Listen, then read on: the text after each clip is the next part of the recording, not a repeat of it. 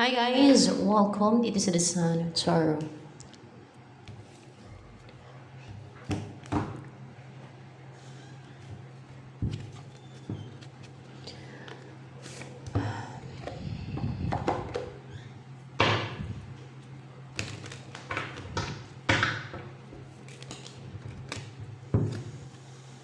King of Cups, Eight of Wands.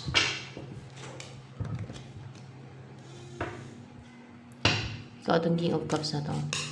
It's not you, see? It's not you. It's your person na emotional. For sure, may marireceive kang message kasi driven siya ng emotion niya. Yung sensitivity, yung na-attach siya sa'yo, emotional siya sa'yo. Love ka niya, na naging emotional siya sa'yo. Yun, driven siya ng emotion niya.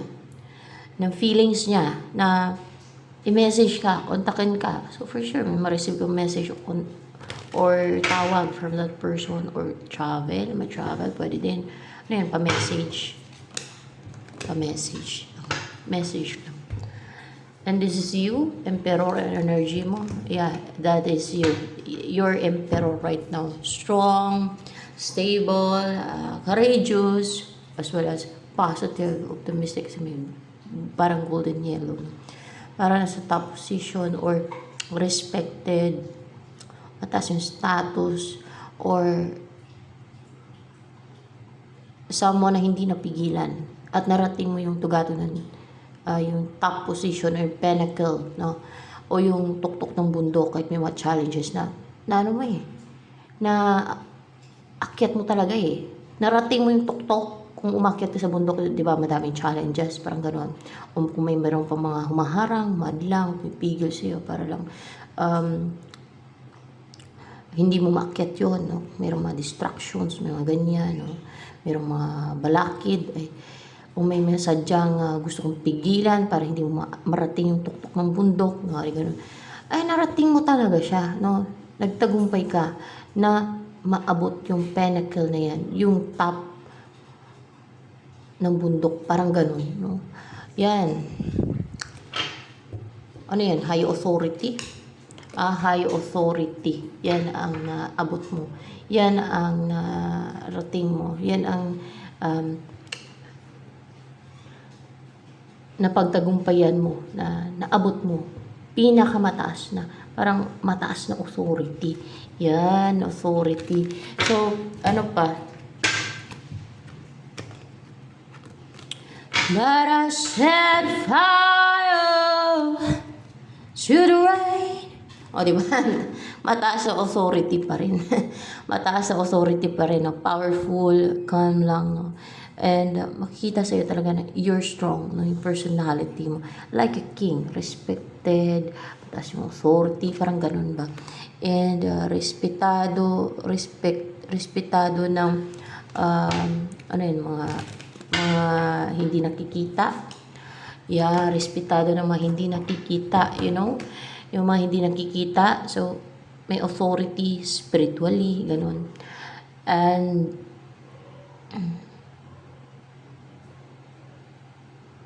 your personality is strong, respected talaga powerful, stable.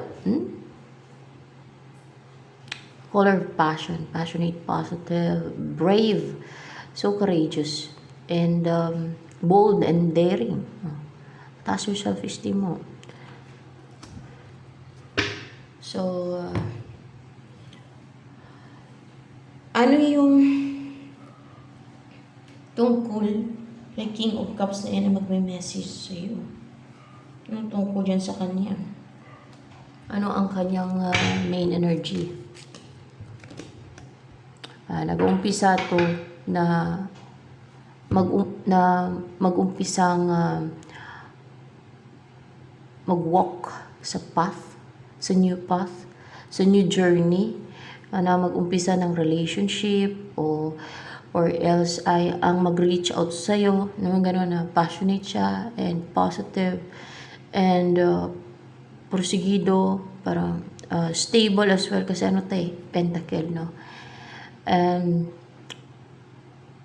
yung talaga maging consistent siya. Yan. Naseryosohin niya na maging consistent siya. sa sisimulan niya sa pag-reach out sa'yo, sa pag-pursue sa'yo, na mag-umpisa from message, then tuloy-tuloy na, ganon. Tuloy-tuloy na yung pag-message niya sa'yo, hindi naglalaro, hindi pompous, hindi parang atras abante, hindi patuloy na mag-grow yung inyong connection, yung communication niya, tuloy-tuloy na, yan, no? Maging ganyan na siya. So,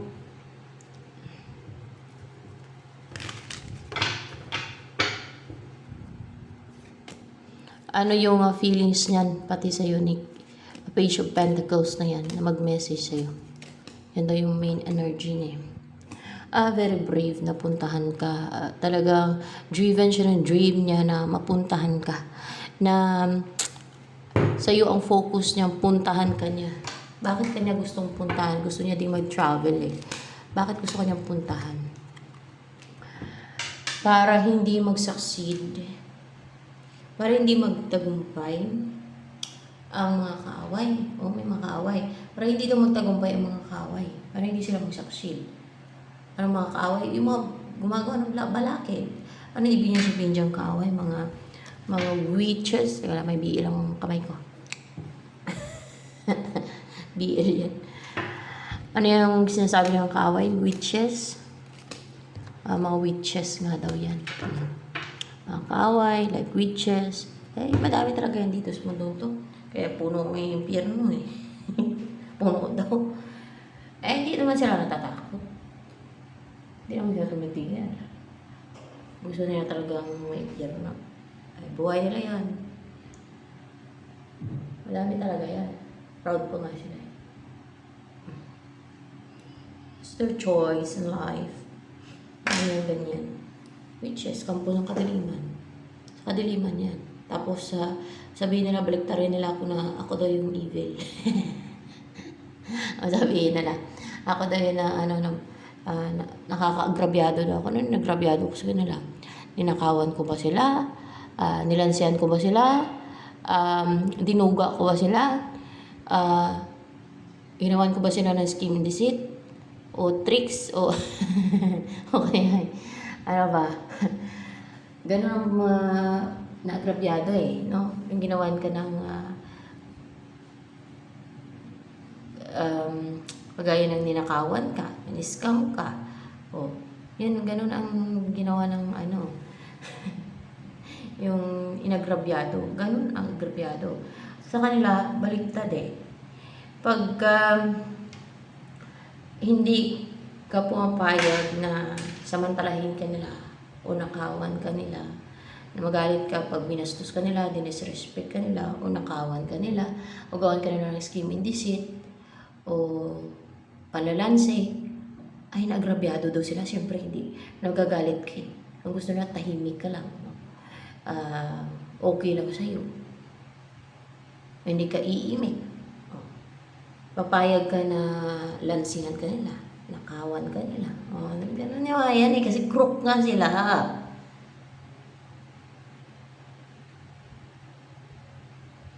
And very manipulative. Mga ganyang klase ng tao. Maraming crook. Baluktot. Madaming ganyan sa mundo. Baluktot. Na mga tao. Kaya ang dami na impyerno. So, kaya nga magsipanood dito. Kasi alam nilang sa impyerno ang bagsak ng kaluluwa nila. Huwag na lang. Sa isip-isip nila, nakot na yan. Nakot lang. Ma-irritate lang na sila. Ayaw lang bago. Gusto nila. Magpatuloy mo mga ginagawa nila. Kasamaan. Na may impyerno talaga sila. So, ano pa? Ang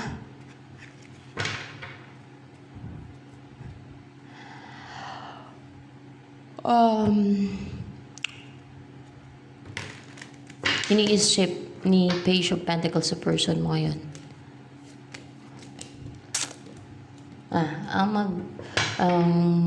Mag-umpisa na talaga na mag-take na action. Passionate siya, brave, excited pa nga eh. Iniisip niya yun eh. Mag-umpisa na mag-take na action, start na siya, na syempre, pursue ka niya, kontakin ka niya, yan, sa isip niya. Ano ba nagustuhan sa'yo ng person mo na yun? Si, kunin nga natin ito pa kalalabasin. Na si Page of Pentacles na yan na magme-message sa'yo. Ano nagustuhan niya sa'yo? Because of this, you're brave, no? You're like a father. Or else you're strong in personality mo. Natural, strong in personality. Masculine, babae o lalaki ka man. Masculine, malakas yung masculine. More on masculine and strong in personality mo. Brave, yan, brave. And,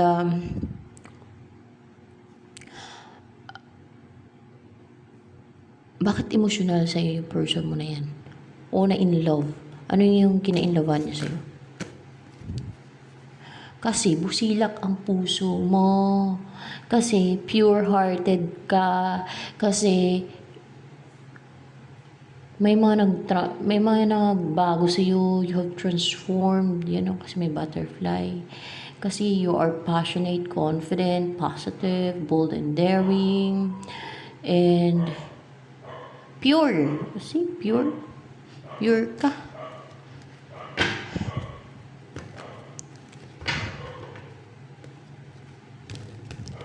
Yun. Yun ang nila kung bakit in love yan sa'yo.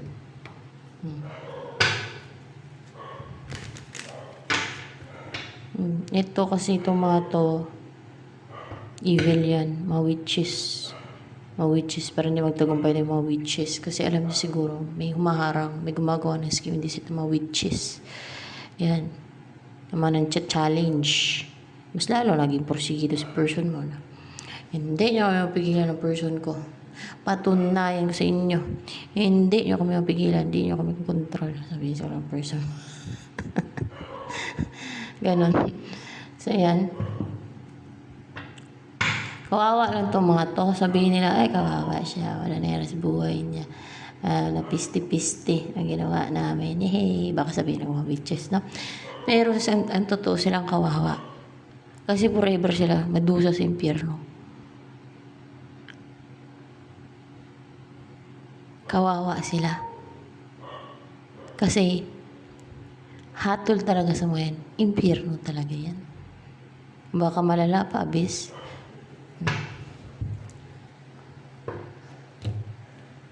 Kahit sa Bible, di ba? Kahit sa Book of Enoch, doon nilalagay sa impyerno ng mga witches.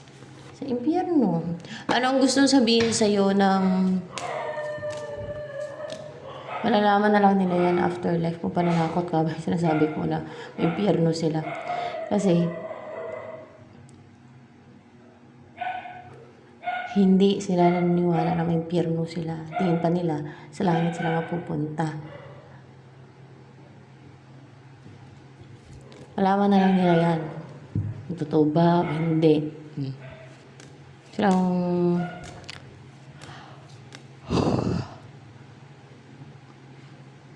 magpatunay niyan. Dahil yung iba sa kanila ay nandun na din naman.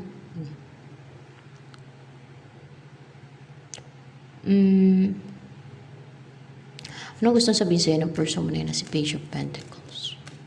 Na may message daw sa'yo. I knew exactly what I was doing. So, alam nila talaga kung ano yung ginagawa niya. Yan ang yung magte-take siya ng action. Yan. I wish things could be different. Kasi siguro dahil may mga challenges, dahil may mga maharang-harang, no? Kaya, ni-wish siya na yung situation sana could be different. Kasi siguro dahil sa mga challenges, dahil sa mga obstacles na pinagdadaanan niya din, no? Dahil sa mga ginagawa ng mga evil na yan. Daming evil dito sa mundo to. At para sa kanila, normal na yung mga ginagawa ng scheme and deceit and evil against others na pinapairal nila selfishness, pagkagahama nila, paging greedy, yung inggit, yan, na mga harm sila, gagawa sila ng scheme and deceit or witchcraft, spell sila sa inggit, dahil sa pagka-greedy nila, dahil sa paging selfish nila, wow. Ganon sila. Normal na daw sa kanila yan. At rason nila, madami daw silang ganon. Madami nga sila. Marami naman sila. Ibig sabihin, madami sila mapunta sa impyerno. Rason nila, madami daw sila. Kaya nga, ang dami nga ng nasa path papunta sa impyerno eh. Na lumalakad o naglalakbay papunta sa impyerno eh. Madalang lang. A very few nga, sabi ni Jesus Christ, yung nakasumpong ng path papunta sa langit, di ba? Pero yung papunta sa impyerno, napakarami. Siguro siksikan pa. Siksikan pa siguro. Ang dami.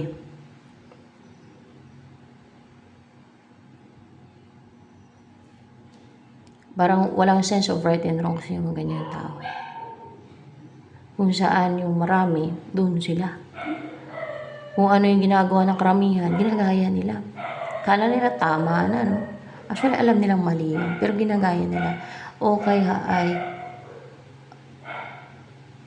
masaya sila sa ganung gawain na hindi makatwiran.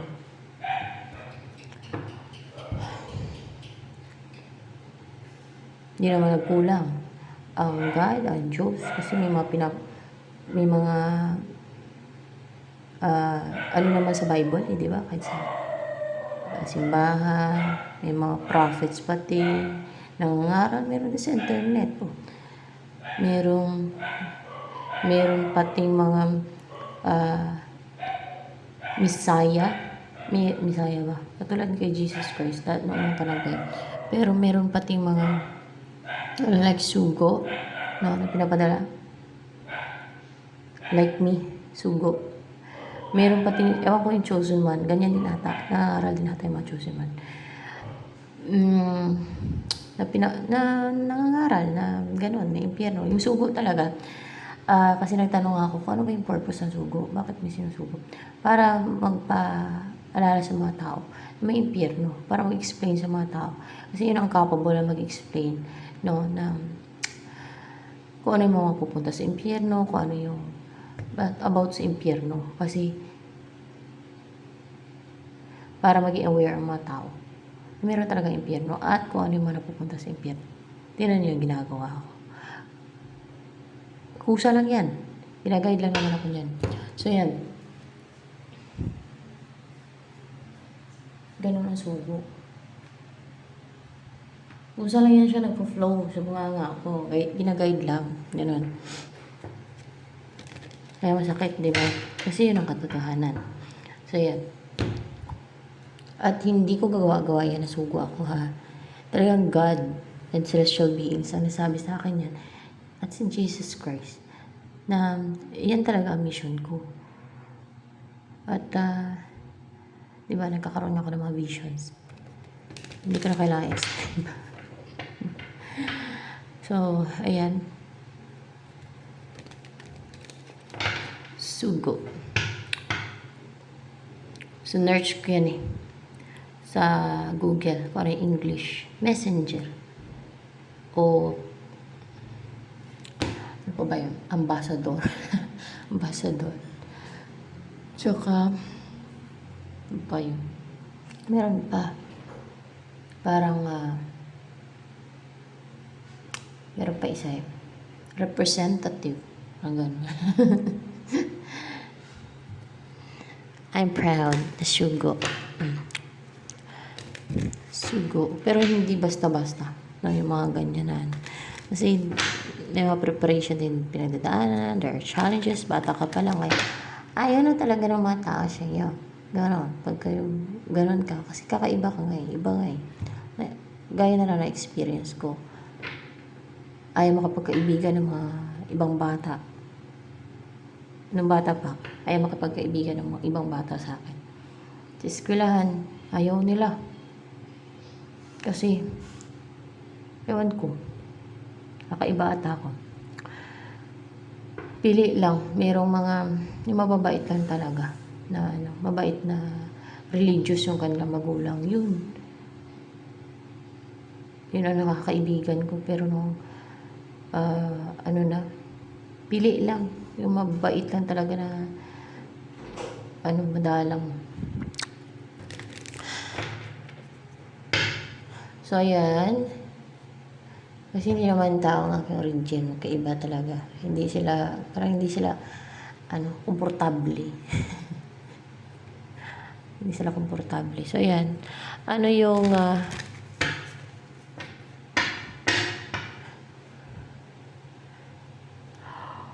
next na mangyayari sa'yo, sa buhay mo? Upright to. If you wanna, and reverse. Wala rin mga problema, baggage, yung mga pinabuhat sa mga baggages, na mga negativity siguro yan. O any baggage, no? Yung mga responsibilities na buhat-buhat mo. And, oh my gosh, ang ganda oh. Kunin ko na, ang ganda eh. May collaboration, pag-uusap, pagtutulungan na mangyayari. Possible sa inyo ng person mo o ng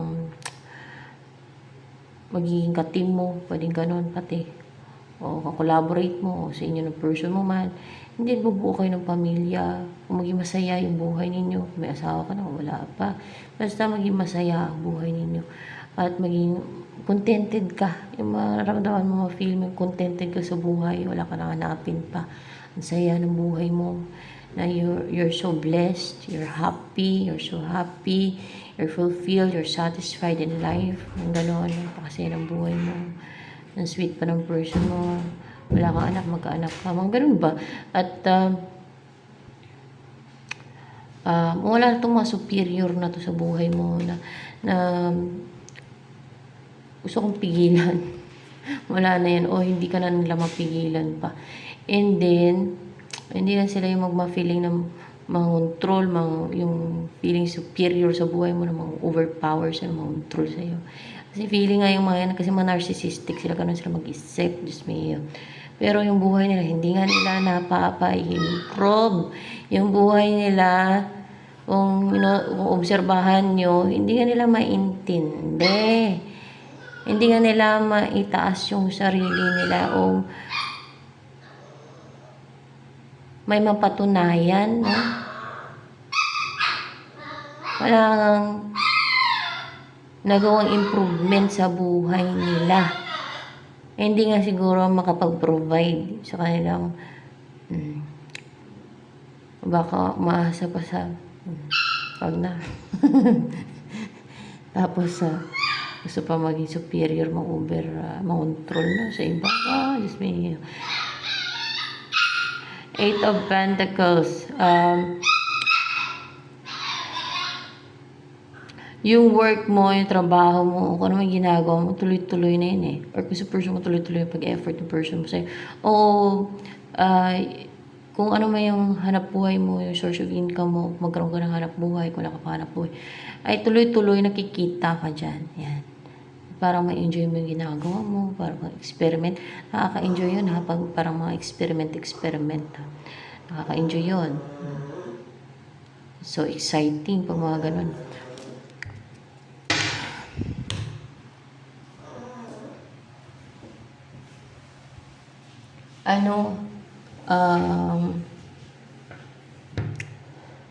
Maging buhay mo, kasama sa person mo na yan, pag nagkatuluyan kayong dalawa. Tingnan natin. Facts. Pwede mag-alaga ka ng facts or maging fluent communication ninyo o maganda yung communication ninyo sa isa't isa. Number 5. 14 is 5 yan. False 5 sa numerology. And parang peaceful, napaka-peaceful ng buhay ninyo, yung paligid ninyo. And talagang malapit kayo sa nature or titira kayo sa mapunong lugar. Yan, may mga puno dyan. And umpisa talaga kayo ng relationship ng tao. And may matapang kasi yan, maging courageous. Pati may lakas ang loob niya na pursue ka talaga para mag-umpisa kayo ng relationship. Magkakaanak kayong dalawa. So, ayan. Ano ang gusto sabihin sa'yo ng person mo na to? Ay, ligpit ko muna para hindi ang mahirapan mo na yun. Itong person mo na to, ano ang gusto niya sabihin sa'yo? na si Page of Pentacles na yan. Anong gusto niya sabihin sa'yo? Upright to. In reverse, Ace of Swords in reverse. Also the Ace of Swords in reverse. Hindi siya nagtagumpay, no? Hindi siya nag-succeed na makarecover sa pagkawala mo sa buhay niya. Until na nag-grief pa rin talaga siya. Hindi siya nag-succeed na makarecover, na makamove on sa'yo. Yun. Tinry niya siguro makamove on siya, pero hindi talaga siya makamove on. So, ano pa? Narating sa'yo, may mga new person ba attracted sa'yo? Baka ayaw mo ng past person. There are. And, para mga trickster naman to, deceitful, selfish, ito mga new person na ito. Ano ang sabihin sa'yo ni Page of Pentacles na yan?